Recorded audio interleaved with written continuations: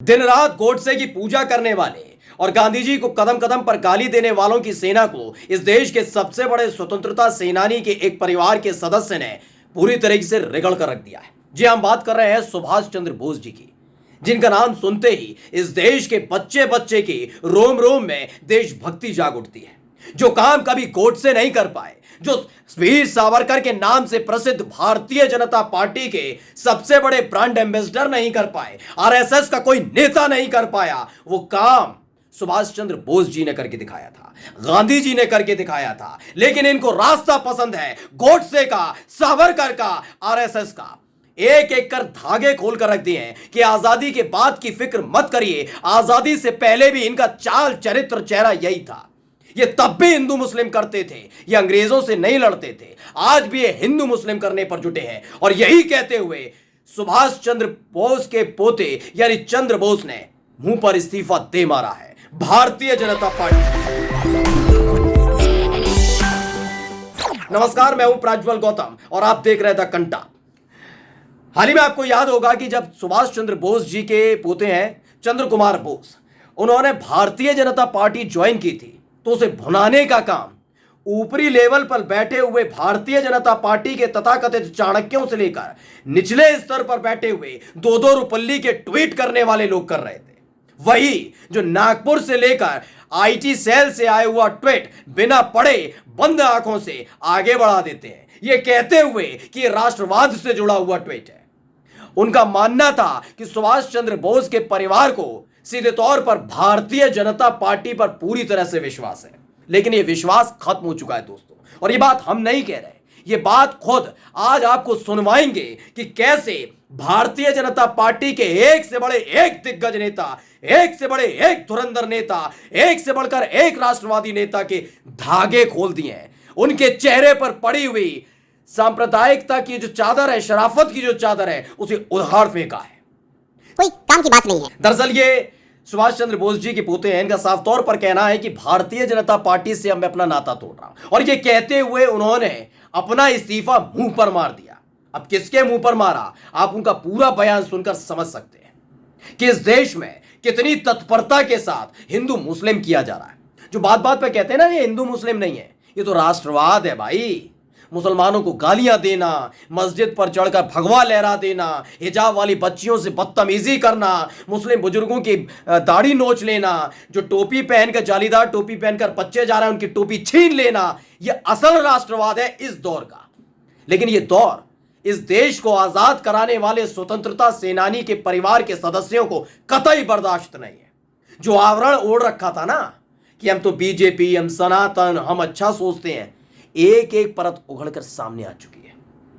यही वजह है कि एक एक कर वो तमाम लोग जो स्वतंत्रता सेनानियों के परिवार से हुआ करते हैं, वो एक एक कर कर मुंह पर इस्तीफा मार रहे हैं। वो समझ चुके हैं ये सुधरने वाले नहीं है। आजादी से पहले जो इनकी हरकतें थी, आज भी इनकी वही बनी हुई है। आप बताइए, नाम गिनाइए, संघ का कोई एक ऐसा बड़ा नेता का नाम गिना दीजिए, या किसी एक बहुत बड़े जो सर संघ चालक हैं इनके, जिन्होंने अंग्रेजों से लड़ाई लड़ी हो, आमने सामने हुए हो। याद है कोई? ये सावरकर करते हैं और इतिहास बदलने की कोशिश करते हैं। कभी उनके बारे में जिक्र सुना? उनके तो पत्र भी सामने आ चुके हैं भाई कि अंग्रेजों से कहते थे माफ करिएगा, आज के बाद आजादी का जिक्र तक नहीं करूंगा। गोडसे महात्मा गांधी पर गोली चलाता है, उस आदमी की इतनी हिम्मत नहीं थी कि अंग्रेजों की छाती छलनी कर देता, जो रोजाना हमारे ही देश में रहकर हमारे ही देशवासियों यानी भारतीयों को बदतमीजी और बदसलूकी उनसे किया करते थे, जानवरों से बदतर उनके साथ सलूक किया करते थे। लेकिन ना, उसको दुश्मनी तो गांधी जी से थी, मुसलमानों से थी। ये इसीलिए जाने जाते हैं। आप यकीन नहीं मानेंगे, ये आजादी बहुत पहले मिल गई होती, लेकिन ऐसे लोग जो लगातार हिंदू मुस्लिम आजादी से पहले करते रहे, उनकी वजह से कहीं ना कहीं आजादी की जो अलख थी वो कमजोर भी पड़ी थी। ऐसे ऐसे विलेन को आप याद रखिएगा, जो इतिहास नए सिरे से पढ़ाना चाहते हैं, जिनकी नजर में गांधी एक विलेन है। इस देश का हर स्वतंत्रता सेनानी जिसने छाती पर गोली खाई, फांसी चढ़ गए, वो विलेन है। और जो भगोड़ा था, जो मांगता था अंग्रेजों से हाथ जोड़कर माफी, वो इनके लिए वीर हुआ करता है। खैर, सुभाष चंद्र बोस जी की तुलना ऐसे लोग कर क्या पाएंगे?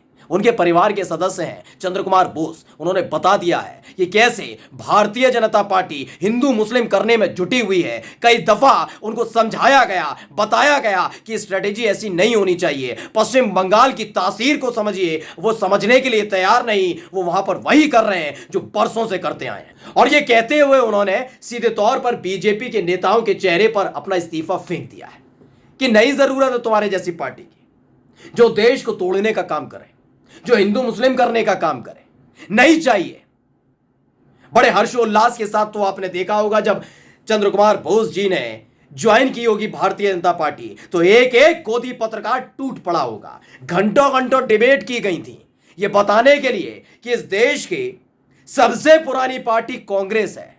उसी से जुड़े हुए तमाम स्वतंत्रता सेनानी, उनके परिवार के लोग अब ज्वाइन कर रहे हैं भारतीय जनता पार्टी। ये मोदी मैजिक है, ये मोदी मैजिक है। हकीकत सामने आ गई है। जो फर्जी राष्ट्रवादी बनकर घूम रहे हैं ना, ये उनका असली चाल चरित्र चेहरा है जिसके धागे बड़े सलीके से खोले। बात सिर्फ ये नहीं बताई, उन्होंने ये कहा, यानी चंद्र कुमार बोस यानी सुभाष चंद्र बोस जी के पोते ने कहा है कि दिल्ली से लेकर पश्चिम बंगाल के तमाम नेताओं को यह समझाया बार बार, मत करो ना, मत करो ये हिंदू मुस्लिम, इससे कोई बहुत बड़ी उपलब्धि हासिल होने वाली नहीं है, नींव कमजोर होगी मुल्क की। लेकिन नहीं माने। यह बात उन्होंने भारतीय जनता पार्टी के मुंह बोले राष्ट्रीय अध्यक्ष यानी जेपी नड्डा को भी बताई थी। मुंह बोले इसलिए क्योंकि कल तक कहते ना मनमोहन सिंह तो होंगे प्रधानमंत्री, लेकिन सारे फैसले सोनिया गांधी लेती हैं। जेपी नड्डा अपने मन से कोई ले सकते हैं?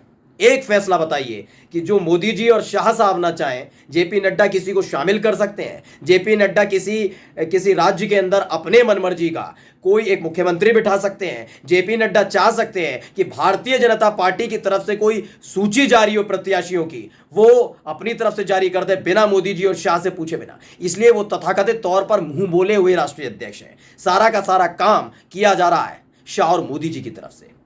इसलिए ये जो इस्तीफा सुभाष चंद्र बोस जी के पोते यानी चंद्र कुमार बोस ने मुंह पर दे मारा है बीजेपी के नेताओं के, ये किसी और के नहीं है, ये जेपी नड्डा साहब के लिए नहीं है, ये शाह और मोदी जी के लिए है। ये बताने के लिए कि अब भी वक्त है, सुधर जाइए। पश्चिम बंगाल में सरकार बनाने का सपना तब देखिएगा जब विभाजन वाली नीति न अपनाई जाए। नमस्कार।